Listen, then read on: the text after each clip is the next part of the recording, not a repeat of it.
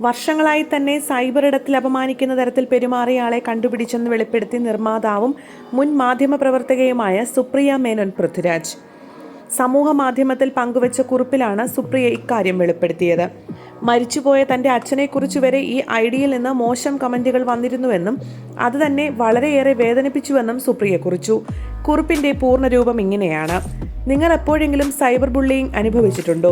എല്ലാ സമൂഹ മാധ്യമങ്ങളിലും വ്യാജ ഐഡിയിൽ നിന്നും പ്രത്യക്ഷപ്പെട്ട് എന്നെയും എനിക്ക് വേണ്ടപ്പെട്ടവരെയും മോശമാക്കിയിരുന്ന ഒരാളുണ്ടായിരുന്നു. വർഷങ്ങൾക്ക് ശേഷം അതാരാണെന്ന് ഞാൻ കണ്ടെത്തിയിരിക്കുകയാണ്. അച്ഛനെക്കുറിച്ച് മോശമായി കമൻ്റ് ഇട്ടതോടെയാണ് അവളെ ഞാൻ തിരിച്ചറിഞ്ഞത്. ഇതിലേറ്റവും തമാശ, ആ സ്ത്രീ ഒരു നഴ്സും ഒരു കുഞ്ഞിൻ്റെ അമ്മയുമാണ്. അതുകൊണ്ട് ഞാൻ അവർക്കെതിരെ നിയമപരമായി നീങ്ങണോ, അതോ പൊതുവിടത്തിൽ തുറന്നു കാട്ടണോ? നിങ്ങൾ പറയൂ.